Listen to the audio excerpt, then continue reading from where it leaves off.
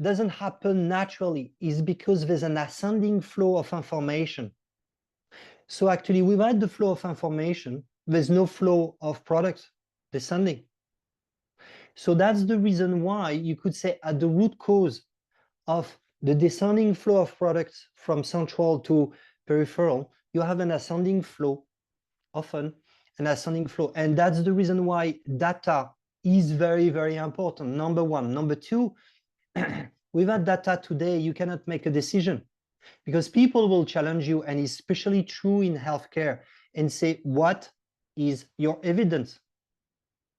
So data is very important to make a decision, to make a call. So that's the reason why there's no way today you could be in supply chain without data. You convince donors and technical partners, you convince your boss, you convince everybody with data, proving that this is not my opinion, this is the opinion of the data that I studied. For example, today I was using data, and I will be short on that, on gas consumption for heating the building here in Paris. And thanks to data, the monthly consumption, I was able to assess the annual consumption, to divide that by the number of square meters, and be able to know if actually we are consuming in this building more than the average in Paris, France. Data is everywhere. So that's, if there is something you cannot miss, is this one, for so many reasons. I hope it makes sense. And therefore, let's start. We are now, how many? We are 10, so it's growing slowly. Now, since we are very few, we will not work in group, but in plenary, so that there's more participants. It doesn't make sense to move into groups. So be aware of this little change. And then number 3, at the end of this session, I will explain to you the assignment. We will not do the assignment during this call. We will talk about the explanation and the way you will proceed, but after that, you will do that remotely on your own. Is that correct, Muskan? Okay. Excellent. Thank you very much. Please do, if you don't understand my Frenglish, my English with French accent, don't hesitate to interrupt me, and it's easy to interrupt because we are not too many. So don't be shy, just interrupt. We are a community working together. Is that okay? Is there anybody who would like to say something before we start? Please do.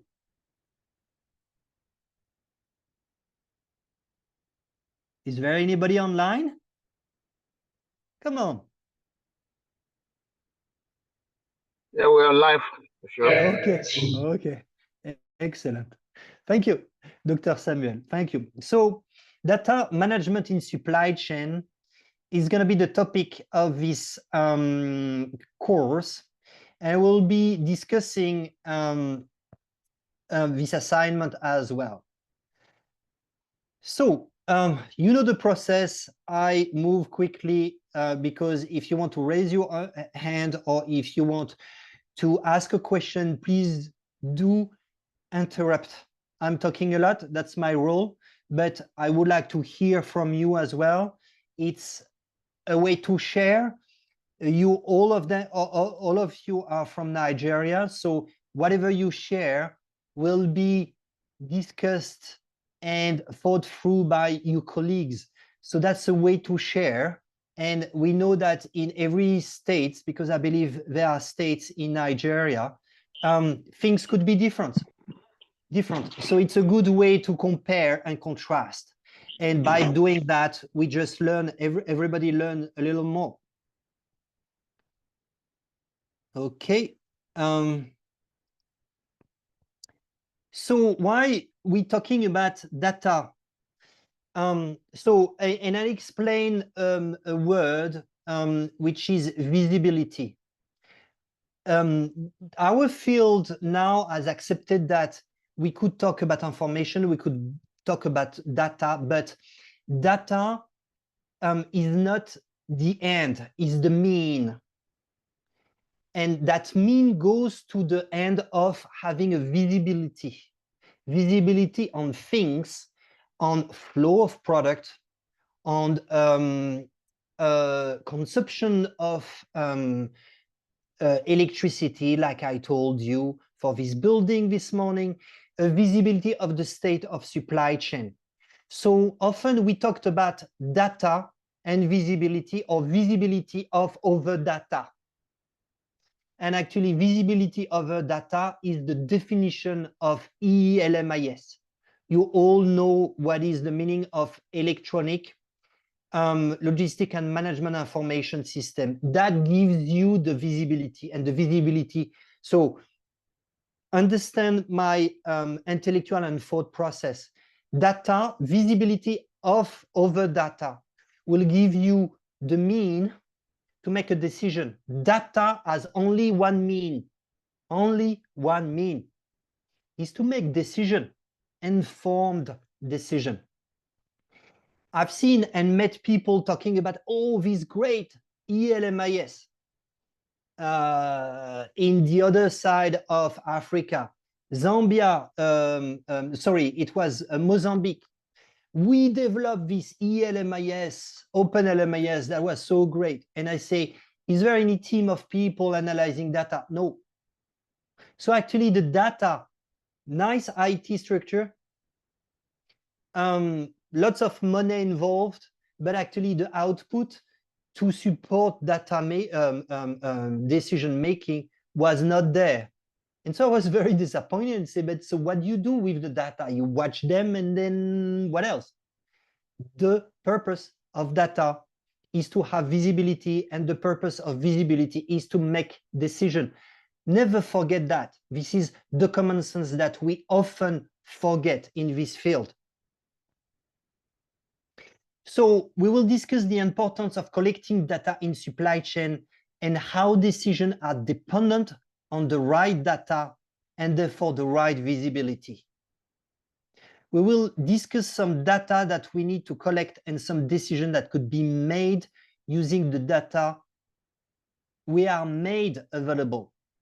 And finally, we will briefly discuss on how the same data can be used to assess the maturity of a supply chain, but it's going to be discussed in detail in the next week. So you see the graph. I don't like very much this graph because it wants to tell you everything, one glance understanding, and it never does. Is you have in yellow in the middle, you have operational functions that you learned in the past weeks. Product selection and quantification. After that, you have quantification and supply planning. Then you have procurement. Then you have warehousing and distribution. You could add as well waste management. These are what we call operational data. But you have as well enabling function and leadership and governance. The top of this building is leadership and governance. You cannot do the operational functions well if you don't have the pilot of the aircraft that is called supply chain. If you don't have policies and strategies, then everything will be messy and uncoordinated. At the bottom, foundations, you have financing, you have data management and visibility, and we're talking about this one. We have the HR, the workforce, and you have, of course, the infrastructure. That means the buildings. And all that is going to be monitored to some extent, followed, thanks to data, and we will have the visibility of all that. So we're talking about something that is the link between all these flows, all these functions. This is data, visibility over data. And actually, if you take a step back, you could ask, well, who is the customer of this data and therefore this visibility? It's actually the leadership, the governance. And you need to see that exactly like the pilot of an aircraft. I had an assignment in Myanmar. I had an assignment in Niger recently, I mean, the past 5 years. And I said to the head of the supply chain, you need to be the pilot of the aircraft. What is his role? His role is actually not to change the tire, is to get a signal. This is a data saying your tire is flat. Because he's not an operational person, he's the leader, he's the pilot, he's the decision maker. He asks somebody else to change the tire. The red light will shift to green light, and he knows that the aircraft is ready, and he has his plan for the flight. So the leader needs to have the visibility. And when the leader has the visibility, is able to create the plan and to make decisions, and therefore the aircraft is gonna move forward. Does this make sense to all of you? It's a little bit philosophical. You will see, we will go into more practical stuff, but I wanted for you, and sorry, this is my way of thinking, we move from the bigger picture to the smaller. Does this make sense? Is there anybody who would like to talk about something, reflect? Please do.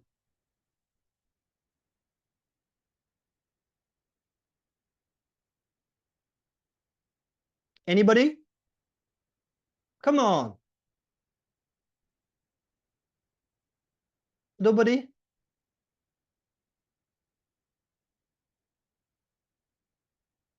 For example, the private sector is very interested in having market share. Who has which market share of paracetamol, for example? Data will drive your strategy, marketing strategy. Okay, importance of data visibility in supply chain. There's several consequences, impact. Enhance forecasting. Good data will make you able to have a good forecast, and by having good forecast, you're able to save money and, of course, reduce overstock and reduce understock. Here in the blue box, there's written, having accurate data enables easier and more accurate forecasting and demand planning. This ensures that adequate quantities of products are available while preventing stock out and overstocking. You see, I know the slide. Improve inventory management. Of course, if you know what you have in stock, you could improve it and be able to reallocate spaces. If you know in advance, which is part of the visibility, that one full container, 44-footer, is coming with 2 million condoms, then having that information in advance will enable you to improve your inventory and increase your efficiency, the efficiency of your operations. Having data visibility makes it easier to monitor inventory levels in real time, making the adequate decisions, preventing stock out and overstocking.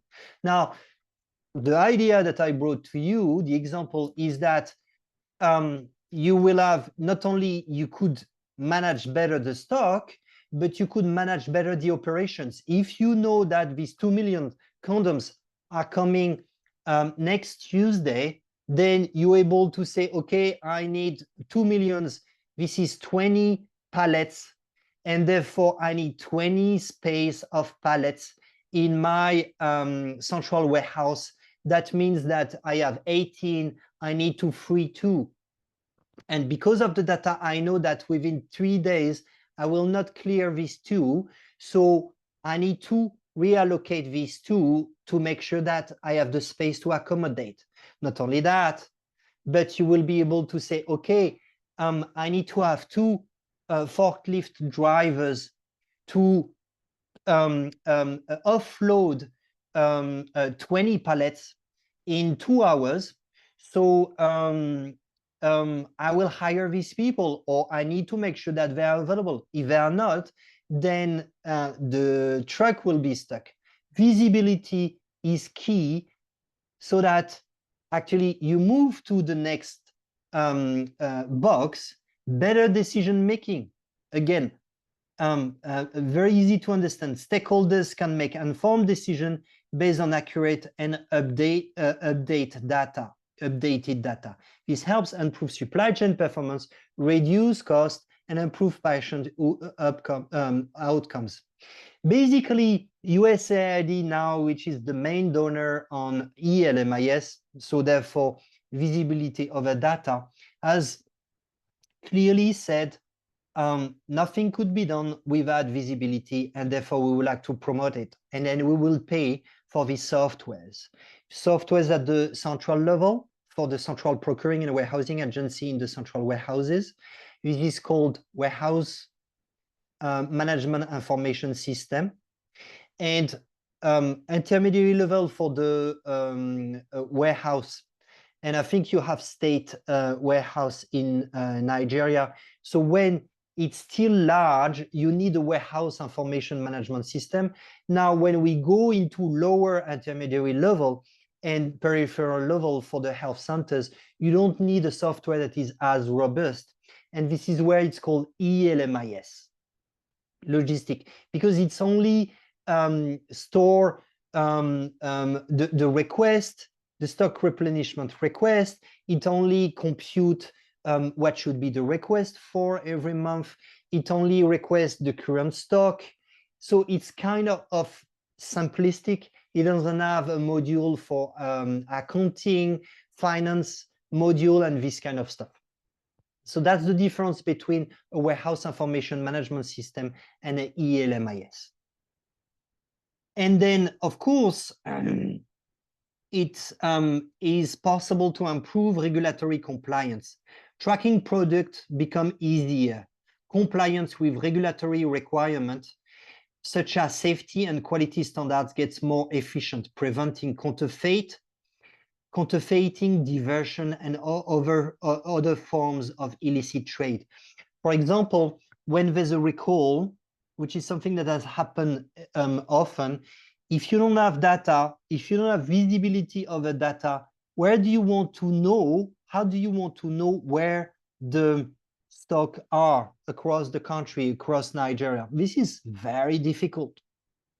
So that's the reason why I will use another example. The regulatory agency of Nigeria, they need to know exactly who has imported what, so that if there is a recall, they know you are the port of entry, you wholesalers, and you will have to tap into your database to know exactly who you sold this product to. So private pharmacies. And so you trace and track is becoming way more important nowadays than before, because if you don't do that as quick as possible, people will die. So this is an example of how data visibility will help you to comply with regulatory. And of course, with all these advantages, basically there's going to be a better patient outcome. Ensuring that essential medicines are available, because we have a visibility on the stock at the peripheral level within the health centers. We know exactly who's consuming what. We're able to have a view on the rational usage of medicine, and sometimes the irrational usage of medicine, if it's appropriate. So here there's a need to triangulate the usage of a health site, for example, using 1,000 rapid tests for malaria.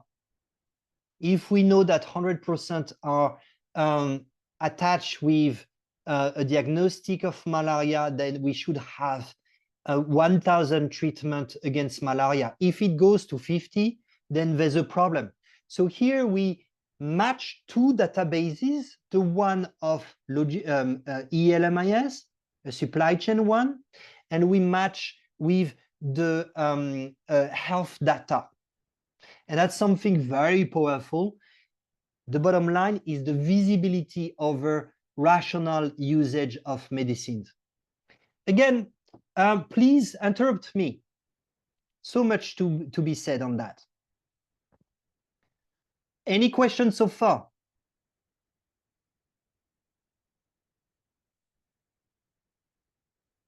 You are 16 now. There's obviously somebody who has something to say or to share. No? Yes, Hamid. Yes, good evening, Vason. You talked about WMS and ELMIS. Said WMS is more complex, is for upper facilities like the warehouses, while the ELMIS is for our normal facilities, smaller facilities. So in Nigeria, from what I know a lot of professionals from Nigeria are here. In Nigeria, the warehouses, the commodity procured by USID are being managed in the warehousing regionally using the WMS. We call it M supply, the M supply.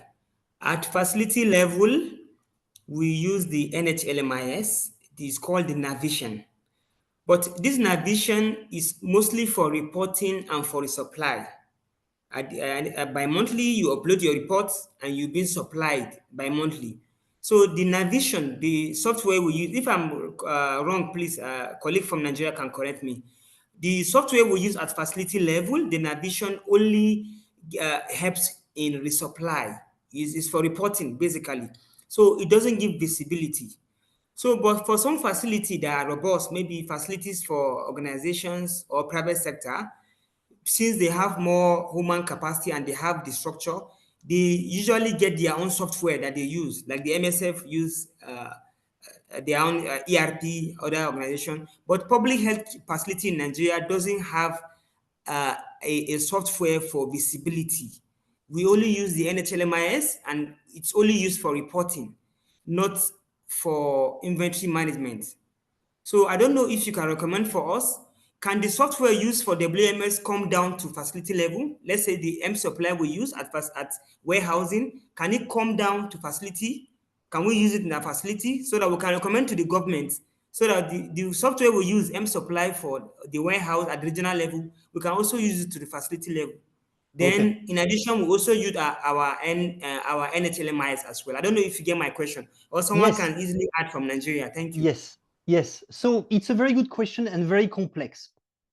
IT is generally a very complex question. Now, how can I answer? Number one, let's distinguish a central warehouse that has 5,000 pallets in rackings, 6 stories, very complex to manage, lots of volume. And a health facility with, let's say, a room with 4 shelves, 4 walls full of shelves. So the complexity of the software is different. That it's easy to understand. At the central level, you need an accounting software that is linked to the warehousing software. You need to have an HR because you have probably 200 people working with it and allocate, okay, who unloaded, who loaded this thing, and compute the number of hours. So you need that complexity, and the software often in central procuring and warehousing agency is called Sage. Sage is strangely a French company, no conflict of interest for me, but it's an accounting company that has developed an ERP enterprise resource planning that creates all these modules, finance, HR, stock management, warehousing management, building management all together. You don't need that at the peripheral level when things are very simple. So that's one of the precision. Number two, precision, visibility, it's not a software. Visibility is just to have a summary of the data you have in the database, and you're able to have a summary that will make you able to make a decision. So for example, imagine you have an Excel spreadsheet and you do every day one line in, one line out of stock. Then what, and you have these 2,000 lines over the 200 or 200 days of 2024. What can you do with all these lines? Nothing. What you need is a pivot table, if you're familiar to Excel, to have a summary. Okay, by month. What is in, what is out? What is the volume cubic meters? And do I have the space? When I have the space, when I don't have the space to store all that? That pivot table gives you the visibility to make a decision, to have a summary. So that's the purpose of visibility. It's not a software. Now, when you have a very complex ERP, then you have a sub-software that will give you the nice graph. That gives you the visibility as well. But this is very complex. That's number two. Number three, M-Supply, great. Now, M-Supply, which I know, doesn't have an accounting module linked to the warehousing module. So that means that it has been proved that when you manage 5,000 pallets every day, M-Supply is not sufficient. This is not sufficient. You need to have something more robust. And in countries, there's been good decision and less so good decision to say, we will use that. Often M-Supply is simplistic, easy to work, and it's often at the peripheral level or upper intermediary district level. I don't know if Nigeria you have district, but when you move with a larger upper level, for example, upper intermediary, so probably state in Nigeria, but I'm not sure you have a central warehouse.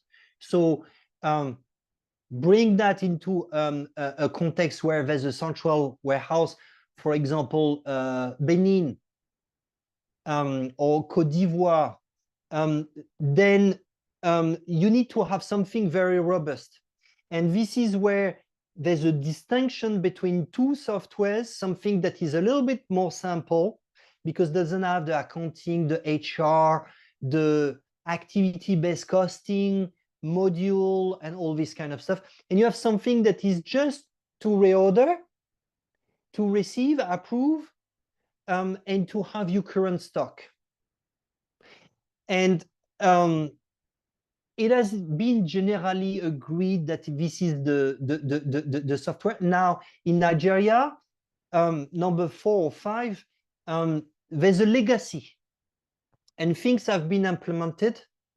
I'm not saying from remote and without studying that it's the ideal situation, but what is sure is that for complex operation, you need a complex software, a more complex software than in the peripheral level where the operations are relatively simple. Compute the order, quantify, send the order, receive the order, and then track the stock and dispense. This is relatively simple. And often the complexity of the software depends on the people operating the software. You don't want something too complex at the peripheral level because people are not super trained and they're not necessarily pharmacists, or they don't have a master in science of whatever. At the central level, at the intermediary, upper intermediary level, often they have this capacity and they could run complex software. Sorry, this is a complex answer to a complex question, but I hope I was able to clarify a little bit. Yeah, thank you. It's helpful. Thank you. Okay, okay. Yes, Mr. Abubakar.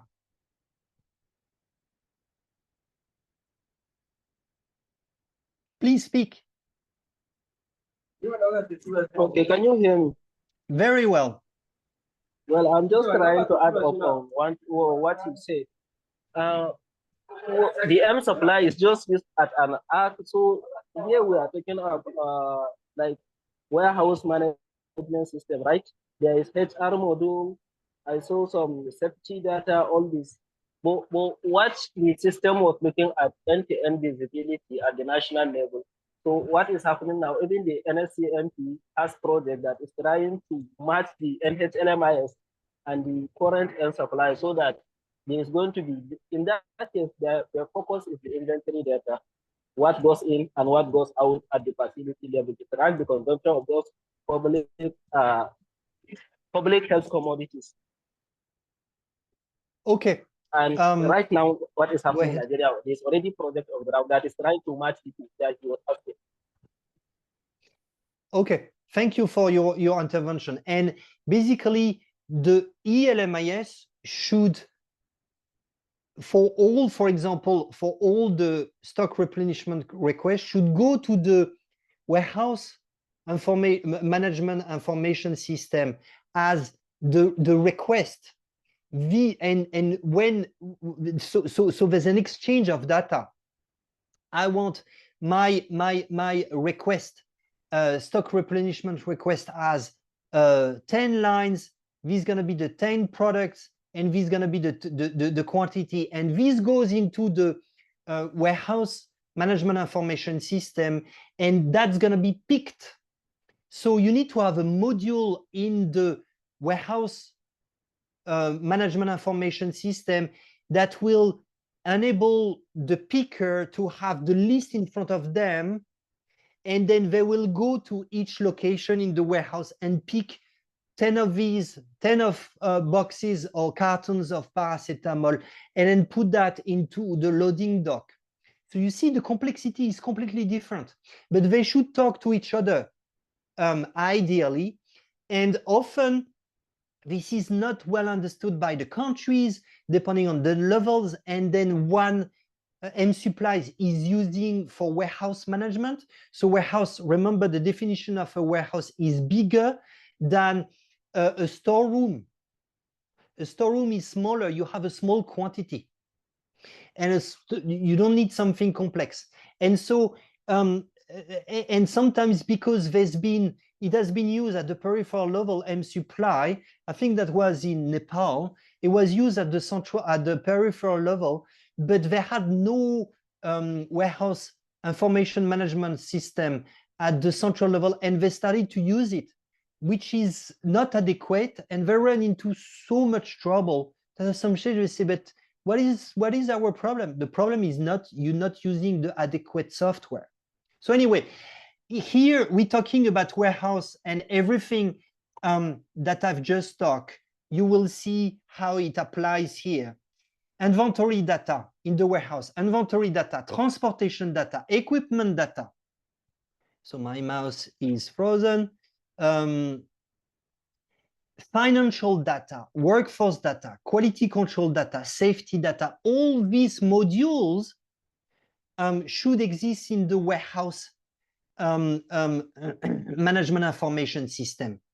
So inventory data, which is the most important, this includes information about the location within the pallet, within the racking, the quantity, the status of all product, the status is quarantine or not quarantine, which is usable or not usable, number of pallet location, the reference of the product, what we call the stock keeping unit, the expiration date, the description, and the unique identifier of this kind of product. Then, of course, there's a transportation data, because you will take this single product, you will transfer it to a intermediate level. So you need to have this data as well.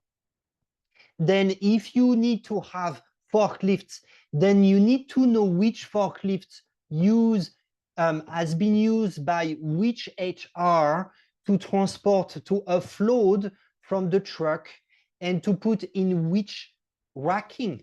Then you need to translate everything in financial data, then workforce data. Everything is linked, as you know. And then, of course, you have quality control, inspection, what is the defect rate, the customer feedback, and everything related to quarantine. So that means that you know which product is in quarantine, cannot be used, and the decision of freeing from quarantine is linked to the quality control of coming from the quality control lab. Everything is linked again. So data and visibility of this data is very important. Often the software is called warehouse management information system. In the health facility, then you need inventory data, consumption data, everything that has been dispensed, distribution data as well, which is receiving compared to the central warehouse, which is sending, quality data, patient data as well, and workforce data. Here, workforce data, I've never seen that in M Supply, but it's nice to have. Any question vis-a-vis that? Anybody would like to talk? No. Yes. Okay. Mister, we don't hear you too much, Mr. Isaac. Yes, can you hear me? Yes. All right. I said from all that you have said and from all the contributions from practitioners in the field, it seems we are very far from data visibility in our country, Nigeria, because the NHLMIS, the warehouse and all that has been said really does not work to allow real-time data visibility. So what will you recommend for us in Nigeria? From all that has been said, our data visibility, it is more or less like we have this electronic system just only for reporting, like the NHLMIS and the one that happens in the warehouse. So if we must move, even though I know that data visibility does not mean that there's solution to everything, but it's a step forward, and it will help a lot of things to change for the better.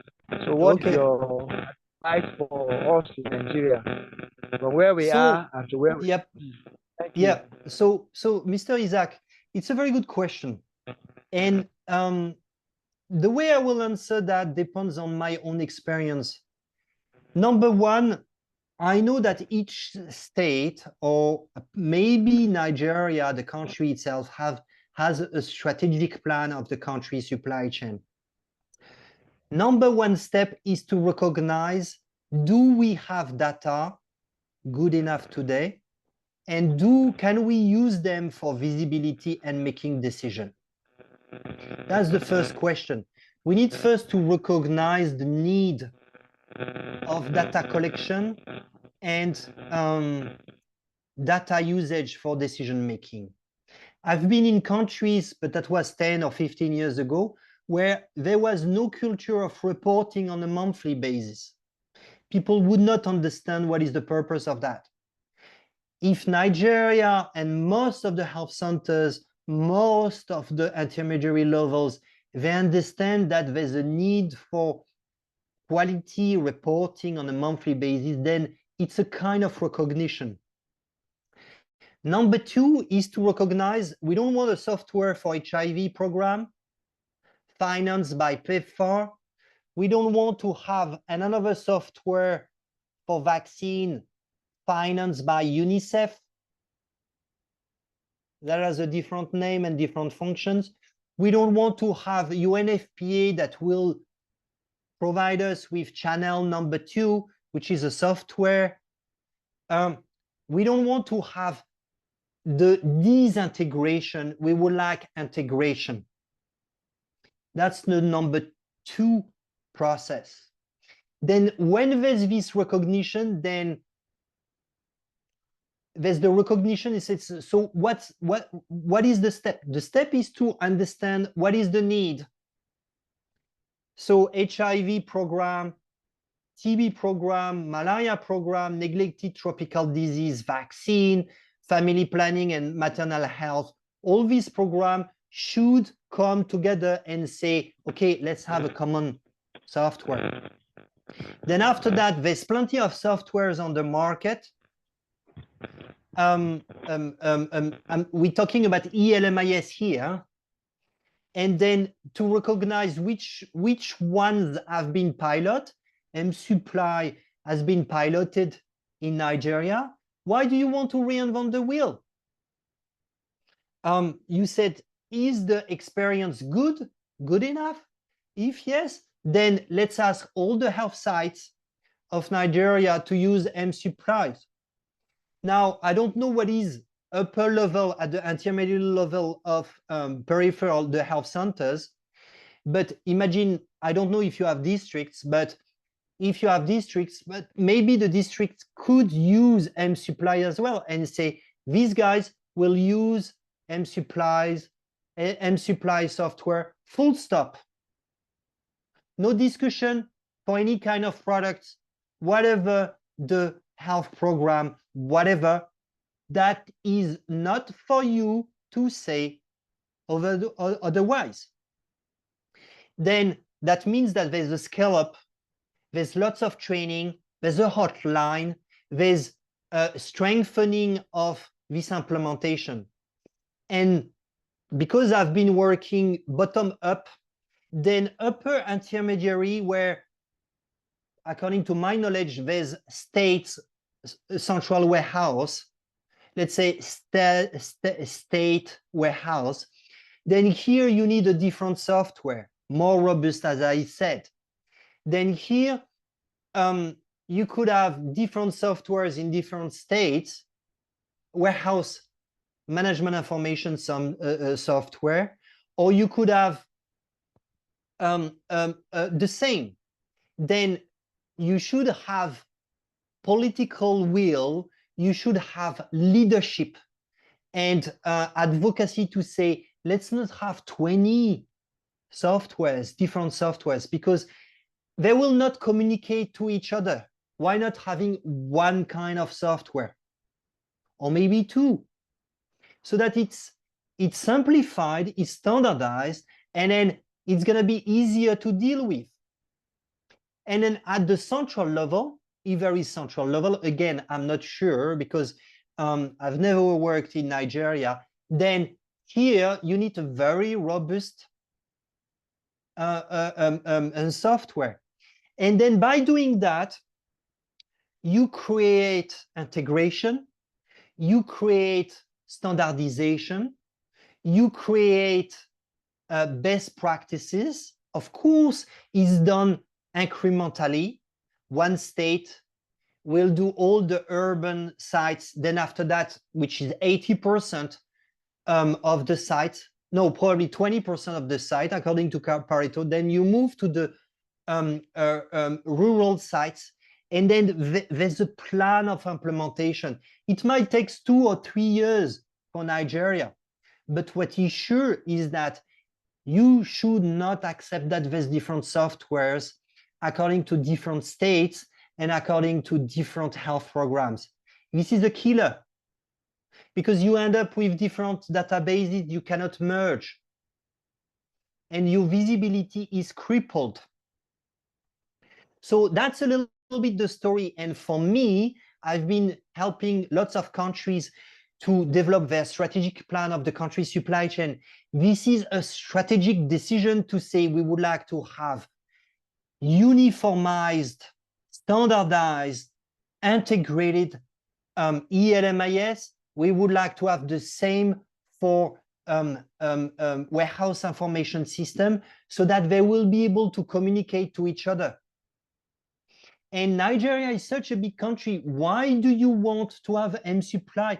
Why don't you want to develop your own and to be better than M-Supply? That's totally possible. You have the lots of expertise. And then, of course, you end up by saying, well, we need to use the barcode scanning. This is the way to go, barcode scanning, so that from top central level to upper intermediary to lower intermediary and to health centers, people just scan in, scan out. And actually, you don't even have to scan in because you just accept that you have 5,000 boxes coming in. You just say, yes, I receive 5,000. That's it. So the only way to scan is at the health centers when it's dispensed, and at the entry point, which is at the central level. Everything else is just, okay, we swap one stock that is moving from one place to the other. This is how, Mr. Isaac, I will answer your question. Very difficult question again, but very good one. Are you okay with what I share with you?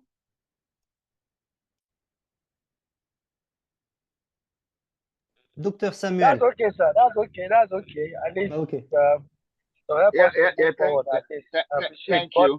Just to add that Okay. Nigeria has the 3-tier government structure: federal, state, and local government.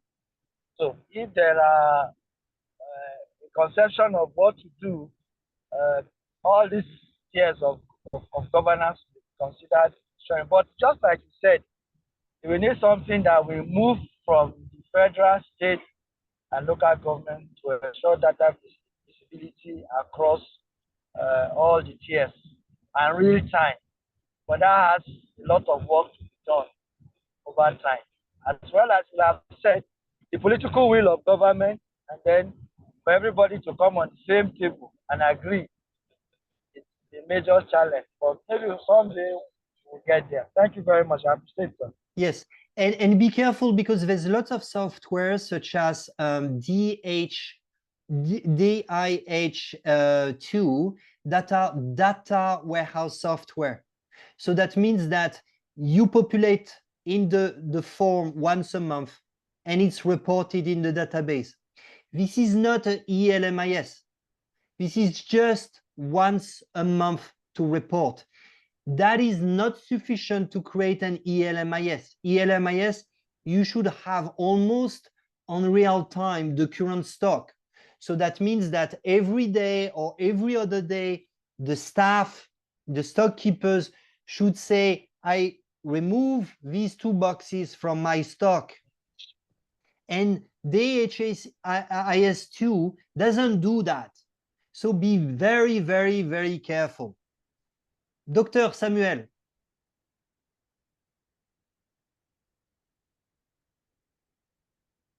Yeah, thank you very much. I just felt a little bit unhappy with myself. Well, in the sense that it is clear that we have not gotten good leadership in Nigeria, etc. And this time, I don't even blame the ministers, the commissioners, but I think I blame more colleague pharmacists who are superintending over the pharmacy, medication, and supplies affairs in majority of our institution in Nigeria. Unfortunately, this individual they are not exposed to things like this. We are only concerned about what extra code, what interest that comes to us. It's unfortunate. It's saddening to be here, to be hearing at this time that the software that is being used in our glorifying supply chain in Nigeria, particularly federal, state, some state, and that which does reporting only, because many of us who are the private sector, I take for example, I have a pharmacy that has about 4-5 branches.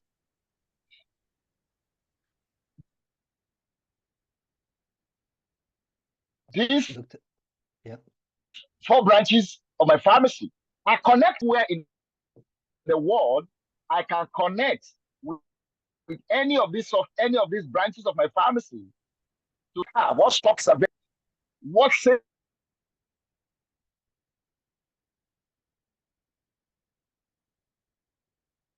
You're breaking up, Dr. Samuel. You were saying that in the 5 branches of your pharmacy, they are connected.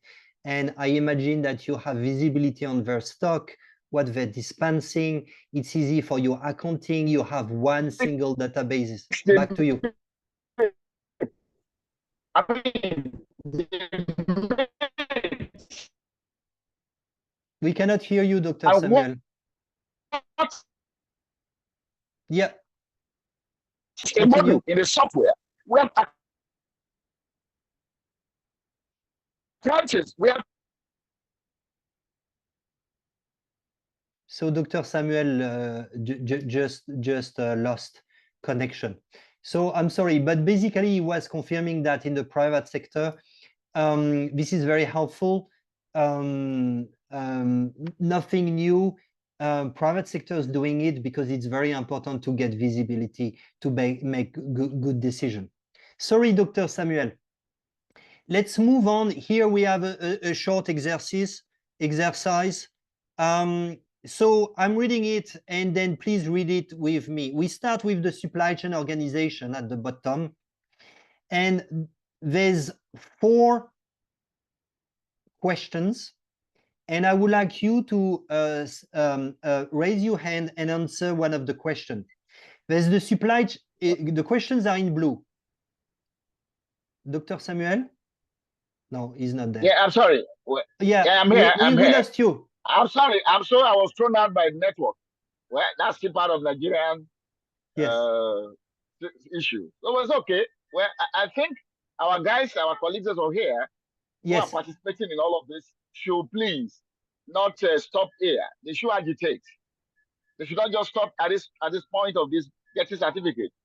They should agitate at their institutional level to see how we could get a robust software that will give us what we need. I mean, it's whatever is doing at all is doing well. So I just challenge and encourage these guys who are with the federal, who are with the states at their each level, to please take it up as a responsibility, an advocacy to get the people. Exactly. Yes. So we lost you, I think, Dr. Samuel. But I think to summarize your message, you were saying that we don't need minister. We don't need minister to do this. We need the head of pharmacy, director of food and drug, DPSs. Please invite them or let them see this. It is nobody will come and do this for you or cry out loud. Nobody. I mean, as I understand. So yes. I think I answer. Thank you. Thank you, Dr. Samuel. Yes, so there's a need of advocacy. I'm sure this is a journey, the journey of visibility of the data. You have implemented lots of things. There's lots of pilot. There's diversity because Nigeria is a big country. It's gonna come. Now you need to push, but it's gonna come because visibility of data, especially nowadays that everybody's talking about artificial intelligence, you cannot use it, you cannot manage artificial intelligence if you don't have data. So it's gonna come, but you need to push for it. So I was saying that there's 4 questions in blue, and I will describe what we have in front of us. And I will ask you what data needs to be collected to make these supply chain decisions. So you see at the bottom, there's the supply chain organization that places the order to the supplier. And you see there's an arrow saying that there's a flow of information. Now the supplier ships product to the, and I'm sorry, it's in French, the central warehouse. Then the central warehouse distributes to the regional warehouse. Then the regional warehouse distributes to the service delivery points, SDPs. Now, I would like you to answer these 4 questions. The first question is, what data needs to be collected for the supply chain organization to make the decision of placing an order? Can somebody answer that question? Please raise your hand. Does it make sense? Yes. Ahmed. Yeah, thank you. Good evening. Data for decision making is first we have the stock on hand, available, that's physical stock. Then the average monthly consumption, that's the consumption rate per facility. And also if there's only any adjustment or loss in the system, maybe expiries, damages, or loss. So these 3 information are important in decision making in supply chain. Is exactly, and the 3 information you just mentioned are actually what we call quantification or forecast. This is the forecast. Basically, the supply chain organization needs the forecast to place the order to the supplier. Madam Zinab. Yeah, good evening, everyone. Good evening. For me, I believe the data we require are 1, the demand forecasting data, inventory levels, lead time, and also suppliers' capacity. Yes, exactly. That's a very good answer. Can you answer the second question? When the suppliers ships product to the central warehouse, what data needs to be collected for the supplier to ship product to the central warehouse? The order details, the shipping schedules, transportation capacity, and also regulatory compliance. Exactly. And the destination, the country of destination. Exactly. Very good. Thank you very much. Thank you very much. Yeah. Yes. So you see basically in this example, you need data to make a decision. Without data, you cannot make decision. And here at the central level, you need to have plenty of data to make good decisions. And the same, the central warehouse to distribute to the regional warehouse, they need to have the stock replenishment requests of the regional warehouses. And for the regional warehouses to be able to send the stock replenishment request to the central warehouse, they need to know exactly their own needs. So what I'm describing here is actually this ascending flow of information is linked to each other.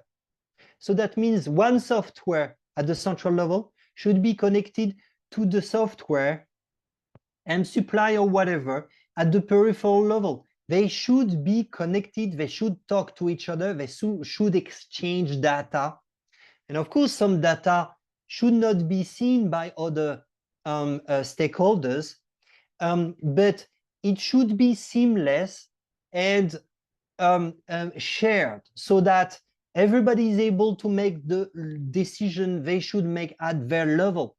For example, a regional warehouse, if imagine that they see that they are overstocking and they will run into expiration, what would be very interesting is to say, can I reallocate this stock to my nearby fellows, regional warehouses? That's going to be superb. So if they have the visibility of the other stock, then they could borrow, they could reallocate. All these data make possible decision making. Okay, let's move to another example. Governance. The week 2 assignment is focused on supply chain data governance so that effective decision can be made using data in the right way. The objective is to understand the questions, reflect your country situation, and provide the answer. Today, we will discuss 2 issues from this assignment in details. So we have here 1, 2, 3, 4, 5, 6, 7, 8, 9 questions.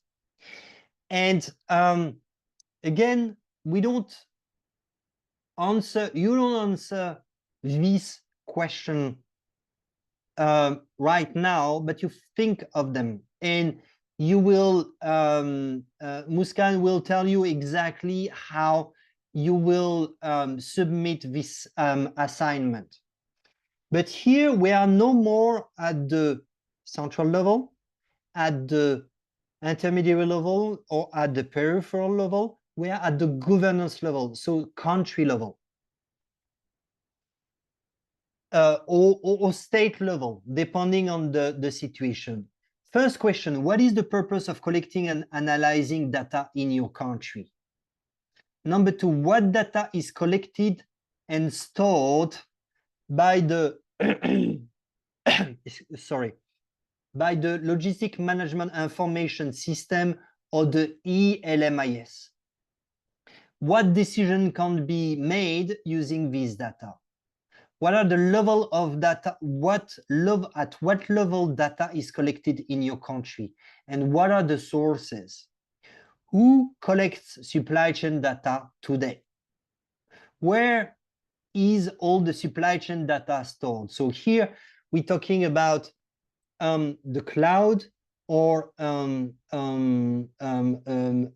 storage somewhere where there's computer IT technologies, so that the data are stored. What else do you think can be done using the data?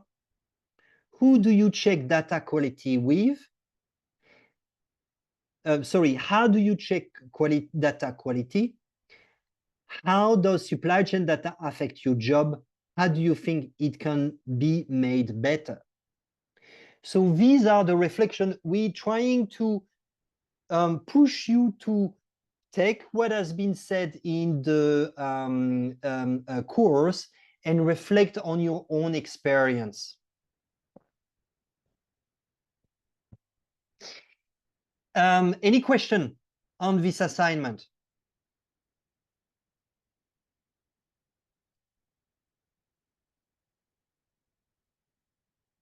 So basically, you could probably take a Word document and submit this to Muskan, so that she will be able to answer and to collect your assignment and then correct them. Now, we will not break out into rooms, but we will do that in plenary because we are only 16, few of us. What data needs to be collected to make the following decision? So it's a different way of asking questions, okay? If you want to make a decision on last mile transportation planning, so basically imagine you are at the regional level, and you would like to organize for next month or next week the itinerary of your 5 trucks that's gonna deliver to 5 trucks, let's say 50 health centers next week, because they will do 1-day run and they will stop at their 10 health centers. What data needs to be collected and what are the source of this data? Can somebody answer that question?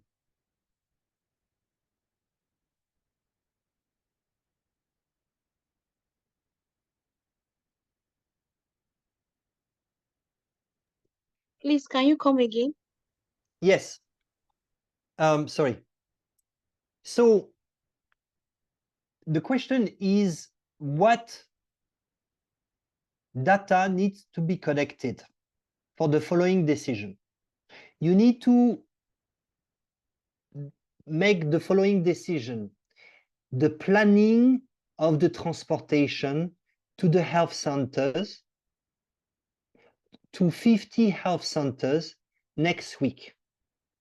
So you need to say to the driver, with the car, the truck number 1, you will start at this health facility number 1, and you will finish at the health facility number 10. First driver. Second driver, you say the same thing. You will start to this health facility and you will end by this last facility. What kind of data do you need to tell them you will stop at all these sites, health centers?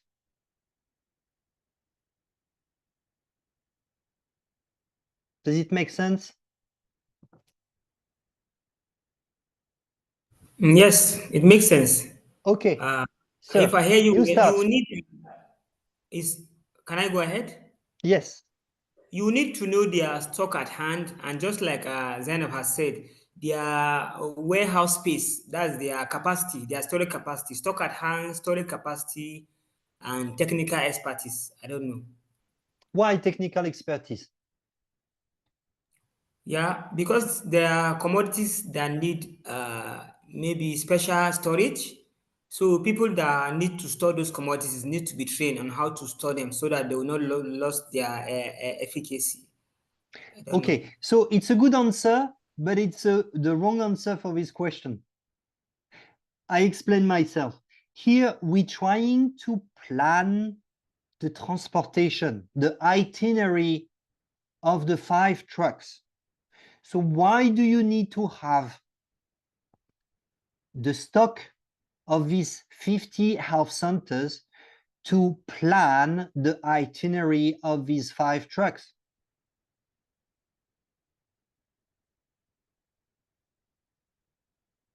Does it make sense?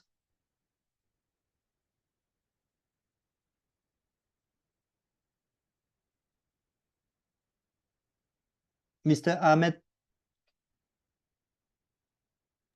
Yes, it makes sense. We are with you, sir. Okay, so let me give you it's the first question, so it might be a bit hard. Well, if you receive the stock replenishment requisitions of these 50 health sites. Oh, Dr. Abubakar, do you want to answer the question instead of me? Sorry, I cannot talk now, but I put it in a message. Can you check the chat? Okay. I'm checking it.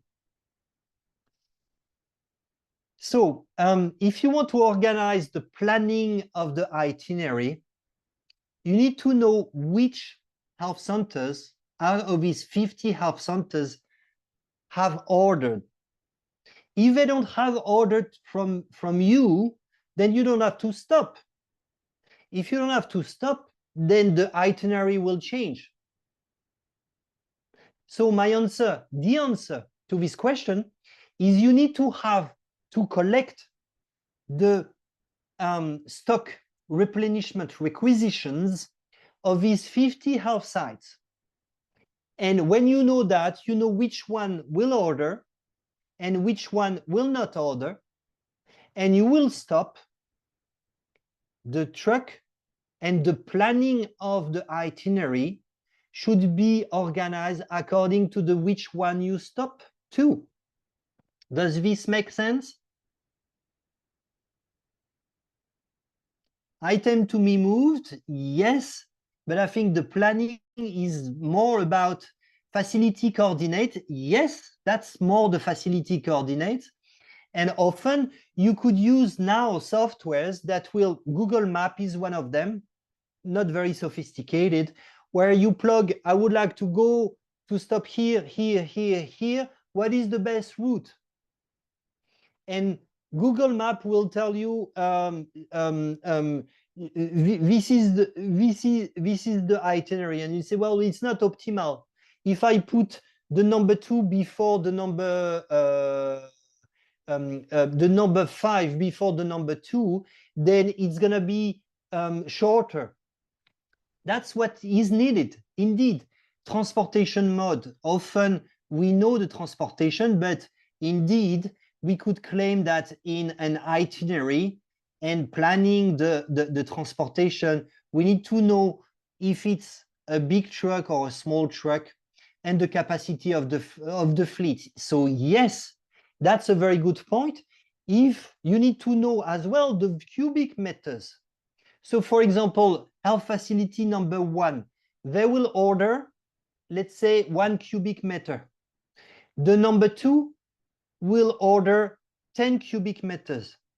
So you need actually the software to be able to say, okay, I add up out of this 10 health facility, I need to stop to in this itinerary, exactly how big will be the cubic meters so that I allocate a 10 tons truck or a 5-ton truck or a pickup being 3 cubic meters. So data is very important to make this decision. If not, and that was my experience in Burkina Faso, most of the trucks actually were too big and they're half empty. Pure waste, pure waste. So this is the kind of data that is needed for this question, need to be collected. And of course, stock replenishment requisition could be collected from the health centers. Now, what do you need as data to issue framework agreements to pharmaceutical supplier? This one is easy. Somebody to answer that question?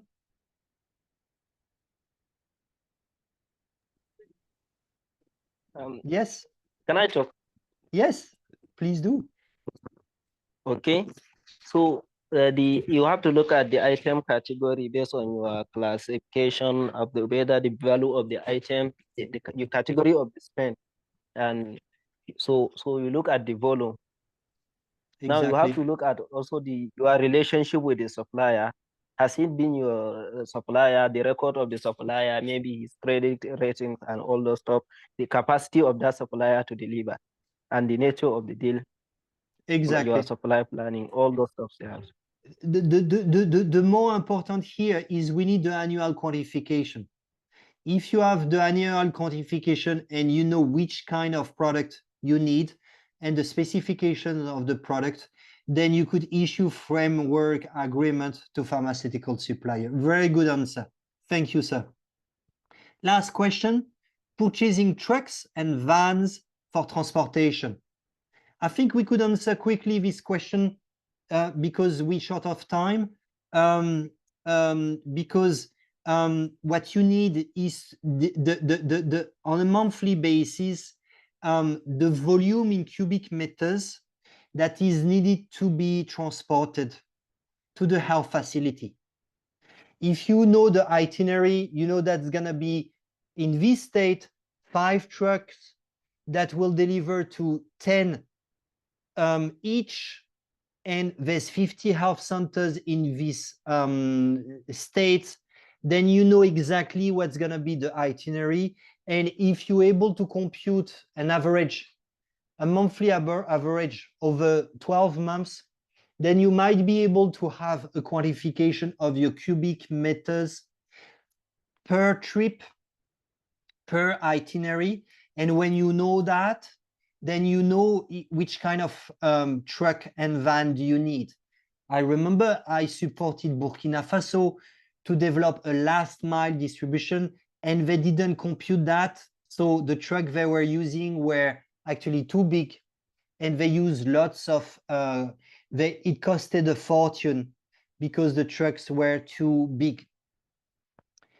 Let's move to the next slide. Let me check. We need to move a little bit because we have 7 minutes more. Now, let me do the first one here. You have the following data available. What decision can you make?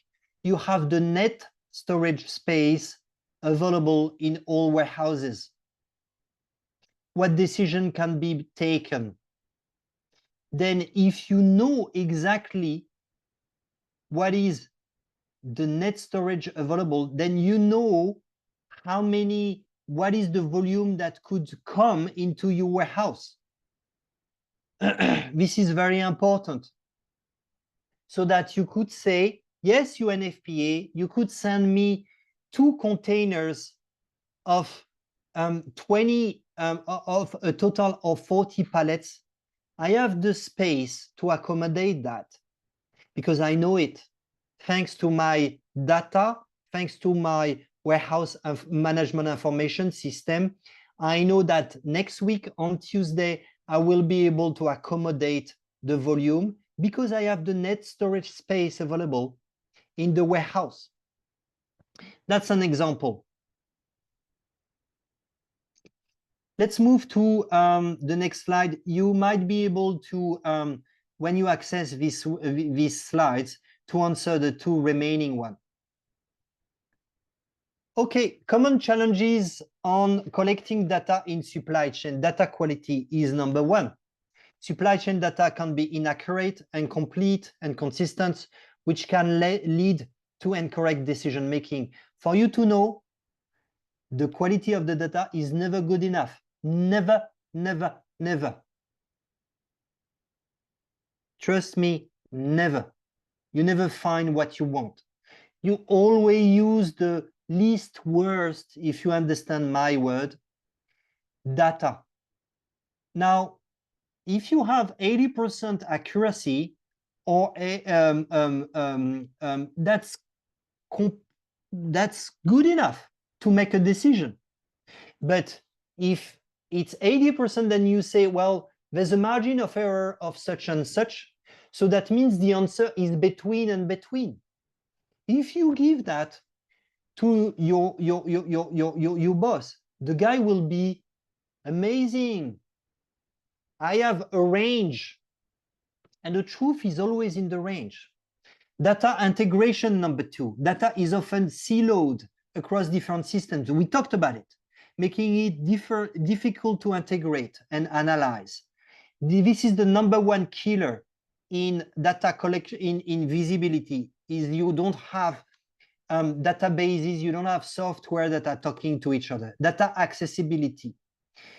If the data are not accessible at the good time, for example, if the reporting is on a quarterly basis, you cannot make a monthly decision. But at some stage, some countries should report on a monthly basis, and why not earlier? If you have the software, if your workforce is trained enough, making it on a weekly basis, on a monthly basis, that's something that is possible. Without data accessibility, you will not be able to have the good visibility. Data security, again, some of the data are sensitive. Often supply chain doesn't store data related to patient, but patient data is priceless and should be extremely, extremely, extremely carefully managed because of the security. Data standardization, if you don't have the same field in the template to report data, then communication it's going to be different. One of the key data that is for one product is the unique identifier. And you could have until 16 digits that will tell you exactly which manufacturer, which product, and each manufacturer in the world have a unique identifier section. Then each product in the world have one unique identifier section. Then you have the expiration date and you have the lot number. This is called GS1, and this one is 125. This is the gold standard. If you have that reference, you will be able to match with any database in the world. Very interesting. And this is the way to go when you standardize product. Next, address challenges, poor data, quality of data. Who could answer that question? How to address poor quality of data? Is there any taker for this question?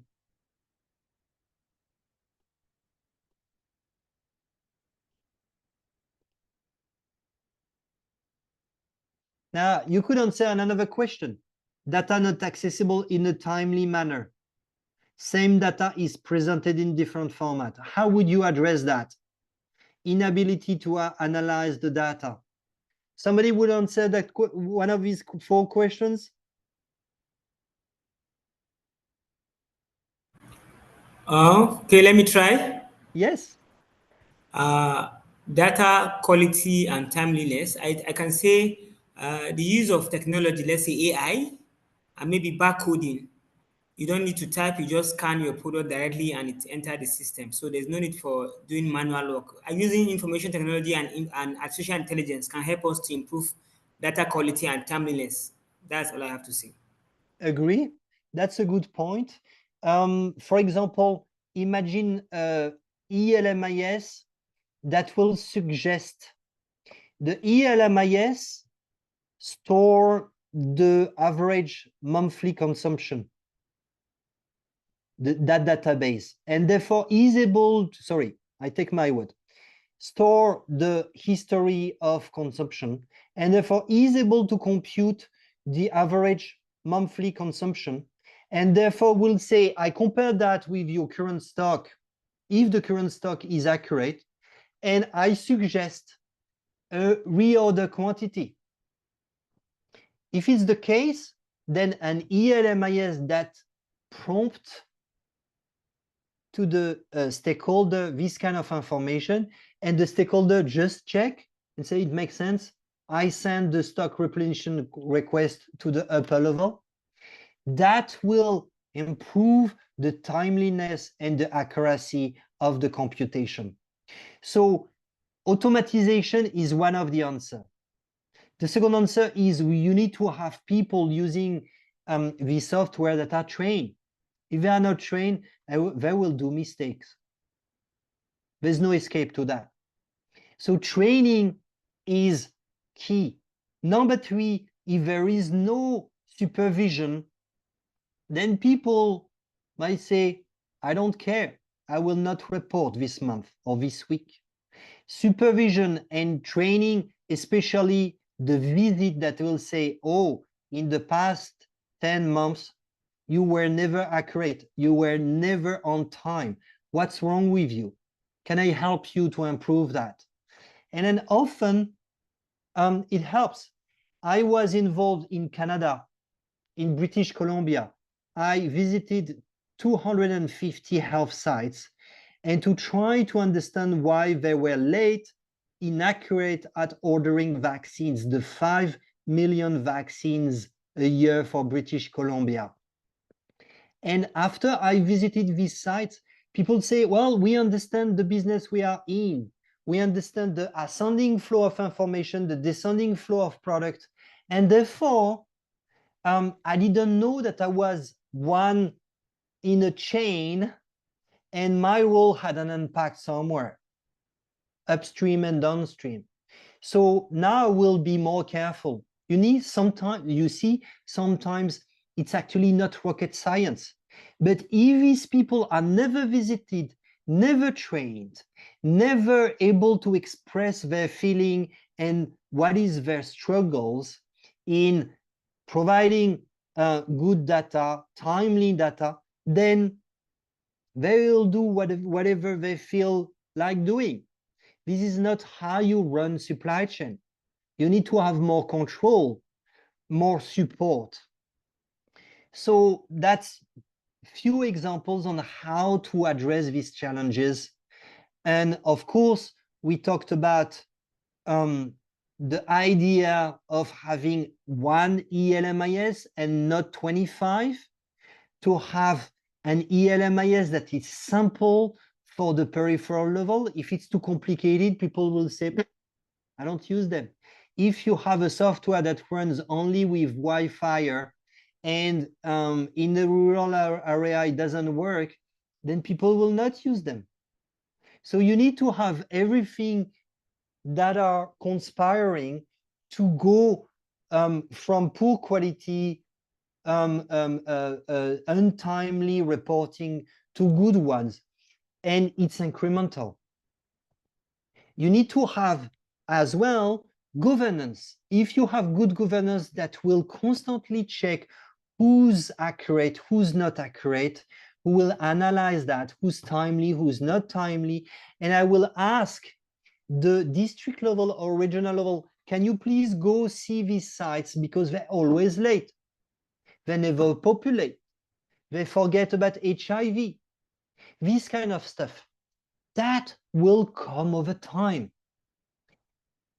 This is a difficult question to answer, addressing challenges. There's plenty of challenges in data, and they are very difficult to implement. It's an iterative process. Any question? Did you like the course? Tell us. We have a little bit of time. I'm over 5 minutes and I'm sorry about that. Yes, my dear friend. Sorry, the answer to the last two questions, I didn't get them well. About how to standardize data, yes, and analysis. This Okay. format and analysis, yeah. So the same data is presented in different format. Here, it's an issue of structure. That means that the ELMIS is not standardized. And you will have, for example, in one ELMIS or one form, you will have, instead of having the dates that is day, month, year, you have in the second software year, only 2 digits instead of 4. And then when you have these two databases, you cannot merge these databases because they will not talk to each other. The format is different. It's an example. So basically, when you standardize the software, then you standardize the format, you standardize the field, you standardize the timing of the reporting. Having one unique helps to standardize and therefore have standardized format. Does it make sense to you? Yes, this is clear, sir. And then inability to analyze the data. So this is a tricky one. Thank you, Sanjay.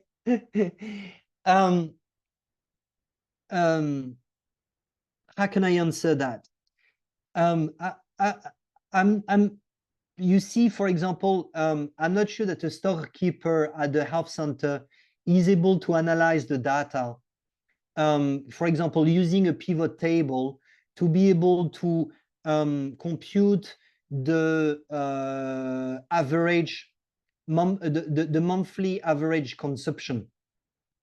So if people have difficulty to analyze data, then the software, ELMIS or warehouse management information system, should help them to analyze the data. But it's an issue of leadership and role in the structure. Some people should not analyze data because they don't have the intellectual capacity, and this is not their role, but some should have. And I think the head of a facility has the capacity to analyze data and to make a decision. Now, if the people don't have the ability to analyze data, but they should have, then training is a solution. Help them with exercises. Number two, to provide a software so that to provide an ELMIS that will analyze the data and will show, okay, this is what you should have, but this is what you have. For example, imagine a dashboard with 2 columns and say, this is your current stock, but you're supposed to have this stock level. And therefore you have a color coding, red when it's below, and green when it's above, that says you understocked. And then it becomes red when you're heavily overstocked. That color coding help the stakeholders, the actors, to actually make a decision and understand. But they should be trained to that. Does it make sense to you? Over. Yes, it makes sense. Sorry for asking too much question. I think this is the purpose. Chain, this is my area of interest. Yes, I data and supply chain. So I have a question, one question more, and then an insight to share with the team from what we are currently doing in our project. Just 1 minute. My question is, in analyzing data, we can extract data from our software, either M-Supply or something, and maybe put it in Excel and analyze it using chart and the rest. Also, there are some visualization tools that we can use sometimes, let's say Power BI and the rest. So do you think there's need, maybe at the higher level, do you think there's need for us to have additional visualization and analysis tools at upper level, or we should go for a software that can do both, that can give us visibility, that can help us analyze and that can help us visualize, or we can get 2 different software to do that for us? That's my question. Then secondly, just an insight with the team, maybe somebody may learn. So currently in my project, we don't have an inventory management system. We rely on the NHLMIS for reporting, but we need to also control our inventory internally and visualize them so that to avoid overstock or understock or even expiry or out of stock. So what we'll do is that we develop a Google Sheet, an Excel Google Sheet for all the sites, whereby those sites update their stock at hand every week. So from those Google Sheets, we can click and see what they have, and we can advise them to either share, redistribute, or even donate or use. So by doing that, we have visibility of all our sites. Let's say 10 sites. We have what they have, the stock they have, the quantity, the date. We also monitor the date of commodity by adding formula to the Excel.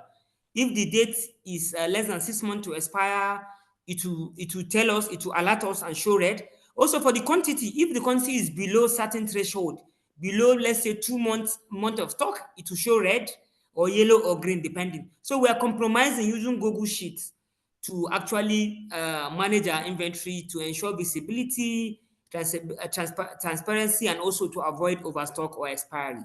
So I hope you answer my first question about using visualization tools.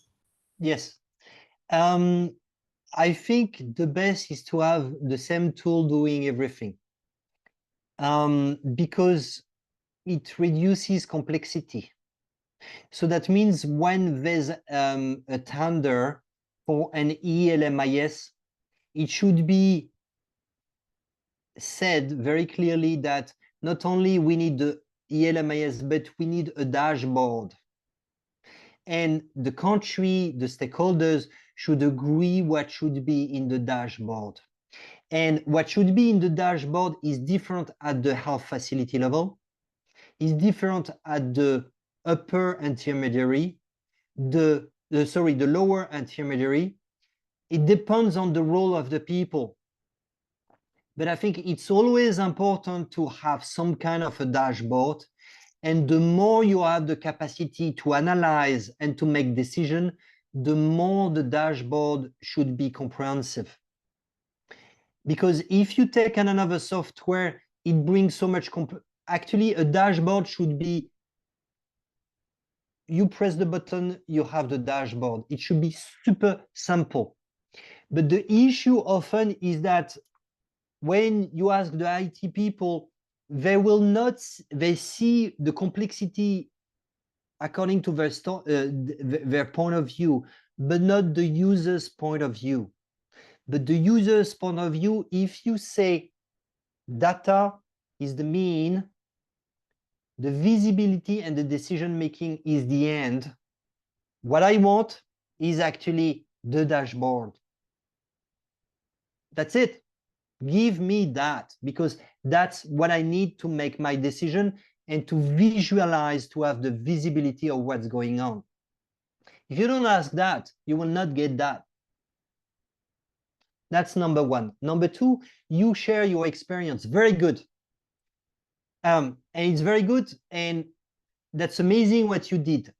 The issue is that the reason why you're creating this new system of reporting and stock management is because there's no current stock management.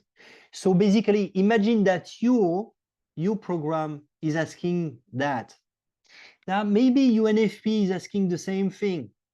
So that means the health centers, they have two reporting different tools for different products. Then imagine that UNICEF for vaccines is asking same question on a monthly basis. They provide a third software, Google Excel, Google spreadsheet, whatever is the way of reporting. That means that the individuals, the stock keepers, the job is way more. And the issue is that understanding what USAID, what UNICEF, and what your program is asking, it becomes very complicated. And this is the case in lots of countries. There's duplication because there's no integration. But the target is the integration. So that we pull together the investment on the ELMIS. We have only one phone. We populate. We're able to sophisticate. We have only one training, one software, one person to train. And this is where we don't provide an add-on on a stock keeper, but we create the structure for the country, even when your program is done. That's our job, your job, my job, is to make sure that we create a structure that will be integrated, that will be sustainable, and that will be working well for any kind of product, any program, everywhere in Nigeria. Are you okay with that? But again, your pilot is very good and you need this data and they need this data. Over to you. Yes, thank you for the explanation. I'm very clear. Thank you. Thank you. It's very clear to me. Okay. Okay, excellent. Any other question before we break out? I'm sorry, I'm 15 minutes late. But I hope I was able to give you very pragmatic example, lots of food for thoughts, to be able to actually take a step back vis-a-vis the course, vis-a-vis your current practice, to give you food for thoughts, because you have the capacity to change, and change will only comes from you pushing and improving your practice and asking the decision makers, your local decision makers up to the top to say, we need to be better, because 2024 is about data and visibility and data and better decision. Are you okay with that? Yes, thank you, sir. Yes. Okay. Anybody else? Shall I bring the microphone back to Muskan? Did I say everything? Especially about the report or whatever we call it? Yeah, the assignment, right? The assignment. Yeah. Yeah, the assignment will be submitted directly on Hive under the Okay. module. Okay. And after the session, I will post a poll on the WhatsApp group about how everybody found the session. I will also upload the video of the session that will be shared on Monday morning with everybody. And I have already emailed the presentation slides to all the group members, so you will have access Excellent. to them. When is the next meeting then? Next Friday. Next Friday. Yeah. Okay. And Sanjay will be back, I believe. Yes. Yes, he's back by then. And then he will ask him about Uzbekistan, which is Yeah. an amazing country with an amazing experience. Ask him, because this kind of experience is fascinating. Absolutely. Yeah. Okay. Wishing you all a good weekend, and you too, Muskan. That Thank was you. a pleasure. I hope you liked